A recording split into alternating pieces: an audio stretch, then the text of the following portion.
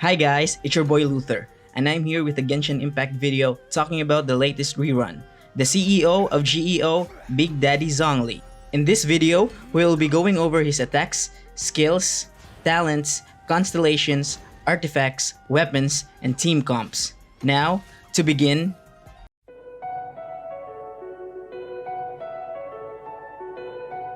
Zhongli's normal attacks consist of 6 consecutive hits, each dealing a reasonable amount of damage. Also, his attacks animations are sick to watch. His charge attack costs 25 stamina and it moves him forward in the direction he is facing. There isn't really much to say other than that, except for those beautiful falling spear animations. For the best damage output, I recommend going for 5 normal attacks and 1 charge attack. This also raises your style point that makes enemies intimidated and makes them get. Now that we're done with his attacks, let's go to his skills. Zhongli's elemental skill has 2 modes, the tap and the hold. We'll be going over first what his tap skill can do. Tapping your elemental skill summons a big in front of you and deals geo damage to enemies near it. It can proc crystallize your action if the enemy is infused with an element, aside from Anemo, Geo, and Dendro of course. Do not rely on this thing for energy particles since it can only give you a small PP energy. Zhongli can also spread its Geo Resonance. Yes, just like COVID-19, the resonance will spread on any character Geo structure. In this example, I will be using Ningguang's Jade Screen. It can be useful in combat, since you have a wide area of activation of the 4-piece effect of the Tenacity of the Millet artifact set, assuming your Zhongli has one equipped. This also makes you proc crystallize much more. Since Zhongli's is a geo structure, you can climb on it like a ladder and use it as a stand so you can reach those places that otherwise you couldn't. I know, I can just glide somewhere else and still land on top of this place. I used the basic example. But you get the point I'm trying to make. You can use this in combat so you can get rid of those pesky helichurl high ground enjoyers. NANI? Or simply use this way to deliver a plunge attack. Another cool thing you can do with Zhongli is that you can have some weird and unique interactions in Genshin. For example, in this clip, it can block the Anemo Traveler's burst so it can stop in its place, removing the weakness that it goes off to another country whenever you use it. It can also disrupt some enemy movements, like in this clip, if you place Zhongli behind the Magu Kenki, it will prevent him from dashing away in this phase of the fight, so you can still spam those left click without having to move that much.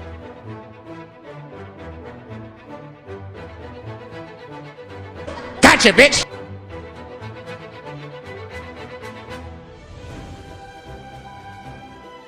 Oh, before I forget, Zhongli also has its own HP, meaning you can use it as a wall to block some projectiles. It's not really stated what is the scaling of its durability, but I bet it scales on the skill level. But nonetheless, it is pretty chunky, since it can tank attacks from this dude over here.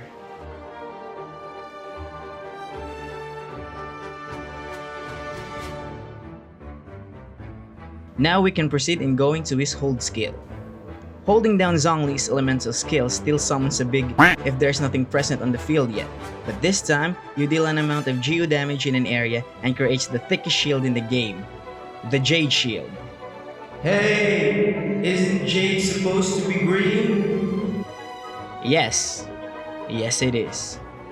Talking more about his shield, its durability scales with the skill level and Zhongli's max HP. We will be talking about his recommended stats later in the artifact section of this video. For now, let us talk more about the Jade Shield. It has a 150% elemental and physical damage absorption and has an effect that reduces both physical and elemental resistances of enemies that are near your shielded character. It is shown by this visual indicator that they are being shredded. If you recast your shield while still under the effect of one, the shield will be refreshed, including its shield health and duration, meaning this shield is good as a new one.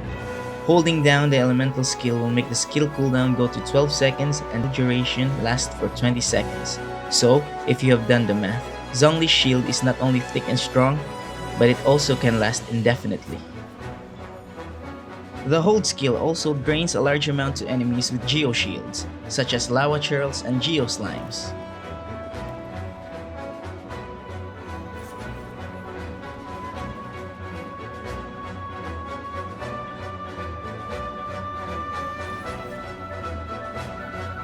It can also be used to damage geostructures created by the enemy. And finally, you can use it to quickly farm some ore materials. As long as Zhongli is in your team, you don't have to worry about switching to your claymores and begin plunging like a maniac. Before moving to his elemental burst, here's a bonus clip for you.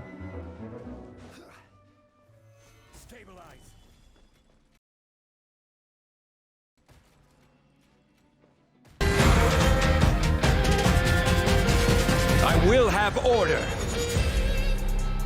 Now, talking about Zhongli's burst, I just want to quickly say this, that to this date, Planet Befall is still the only one with this unique debuff or mechanic. Petrification. I think it's understandable that this mechanic is exclusive to him. He is an Archon after all. Zhongli's burst is pretty straightforward. He summons a rock, deals damage to enemies hit within a football field, and makes them hard after. The energy cost is low, so you can spam it with high enough ER, and the duration of the petrification scales with the burst level. It caps at level 10 for 4 seconds, so if you want a more stable crowd control, it is recommended to level up your burst. In building Zhongli, you can either go with these 3 different builds: the shield bot build, the physical DPS build, or the hybrid sub DPS build. If you want your Zhongli to be present at the field for 1 second every rotation, you only want to level up his E skill. You can level up his burst at least level 6 for the petrification and additional damage. If you don't want to waste those sick attack animations and decide that you want your Zhongli to be on the field, then you should max out your normal attacks first for high damage numbers. Follow up by his elemental skill so you have a better resistance to interruption plus the resistance shred. And lastly, go for your burst for the crowd control and additional damage. Personally, I wouldn't recommend going physical DPS and Zhongli, but you do you, I guess. And lastly, for the hybrid build, you should max out your burst for maximum damage and additional petrification duration, and then your elemental skill for your team's protection. Now we go to his passives. Zhongli's passive talent, Arcanum of Crystal, gives you a refund on ores whenever you craft a polearm weapon. His first Ascension passive, Resonant Waves, makes the Jade Shield stronger whenever it takes damage. And lastly, his second Ascension passive, Dominance of Earth, grants a bonus damage based on his max HP in all of Zhongli's attacks and skills. Now, for Zhongli's rotation. It's pretty simple really. All you have to do is use skill, drop a rock, and switch to other teammates. That's it. Zhongli doesn't really need a constellation to be amazing, but regardless, we will be going over his constellations now. Starting with C1. C1 basically just increases the number of you can summon on the field. C2 removes your co-op party member's ability to dodge. C3 increases the level of your elemental skill. C4 increases the AoE of your burst and makes enemies hard for longer duration. C5 increases the level of the rock. And C6, which literally makes you a Genshin god. Now, for his best artifacts.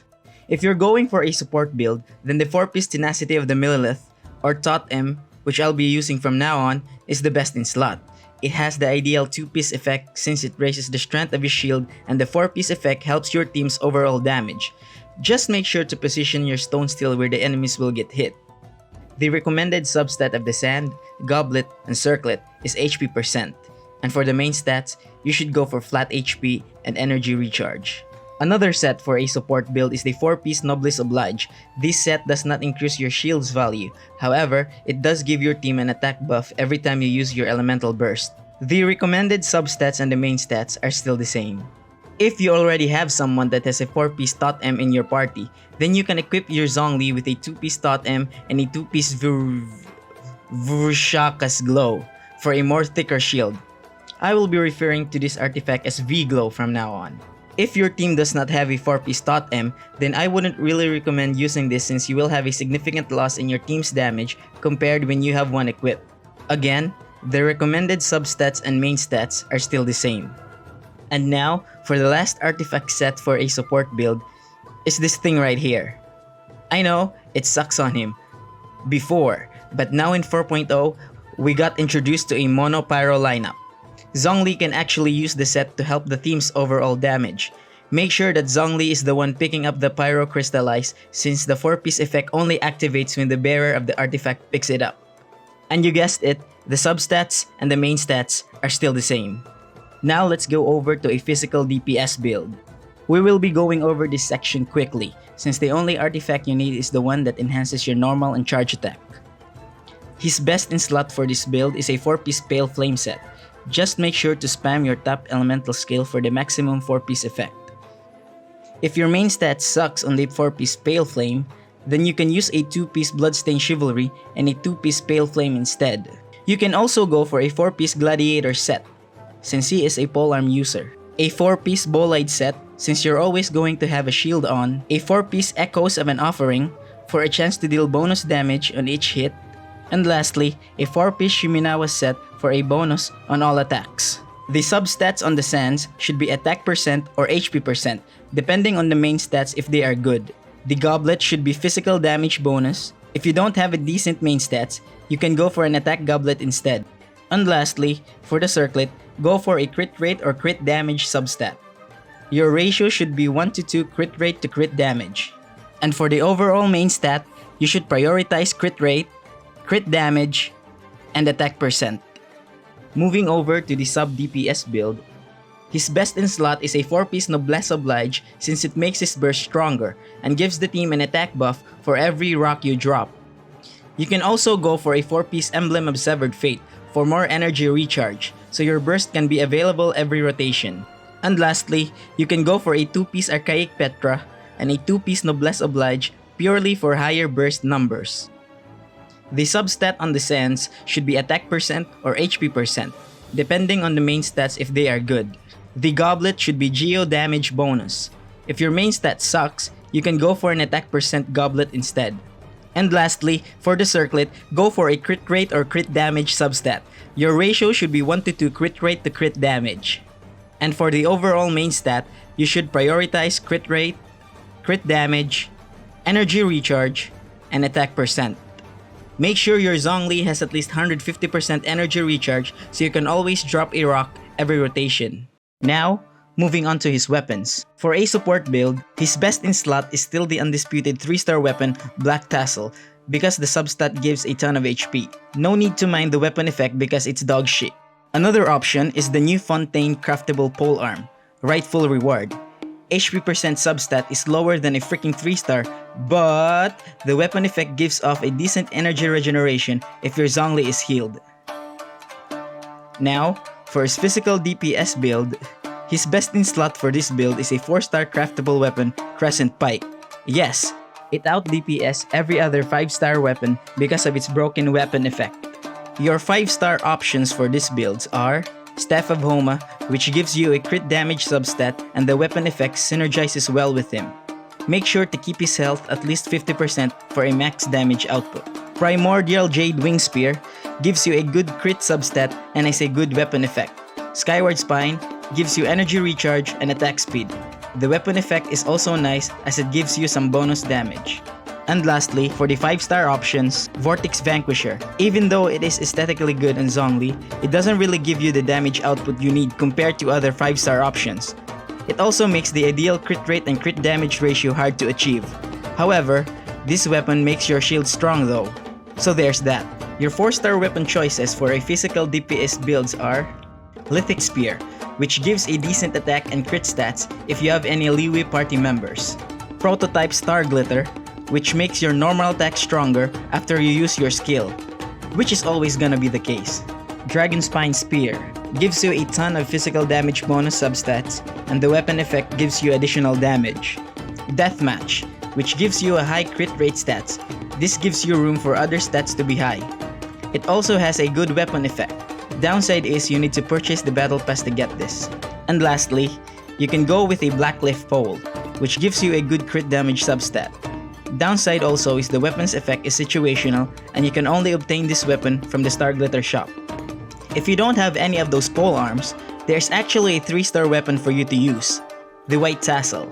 It gives you a good crit substat and the weapon effect is perfect for a physical DPS build. For the sub DPS build, the best in slot weapon is no other than the Staff of Homa. Again, make sure Zhongli's HP is at least 50% for a stronger burst damage. Other 5-star choices are Skyward Spine. The energy recharge gives you a high uptime on your burst. Engulfing Lightning. It has a high energy recharge substat, and the weapon effect, if you build him with ER, can increase your overall damage. 4-star weapon choices for this build are Favonius Lance, which gives you more energy recharge for better uptime on your burst. Don't forget to stack some crit rates if you're using this. Prototype Star Glitter. The energy recharge substat is decent if you don't have any other options. And lastly, the Catch, which gives you good energy recharge, and the weapon effect makes your burst stronger. But the catch to obtain this is you must first play the fishing simulator. And now that we're done with his weapons, we can now proceed to his team comps. For the support and sub DPS build, Zhongli can be placed in any team comps really. That's how flexible of a unit he is. Zhongli's support capability can be highlighted more when you want your main damage dealer's attack to be uninterrupted. Characters like Yoimiya or Wanderer can benefit from this. Things are a bit specific if you went for a physical build on him. You should team him up with an Electro and a Cryo unit so you can proc the Superconduct reaction. Recommended characters, just to name a few, are Fischl or Beidou for Electro and Rosaria or Kaya for Cryo. The last party member can be anyone, but if you want the best damage output, the final slot should be a Geo character like Albedo or Yunjin, so that you will have the Geo resonance.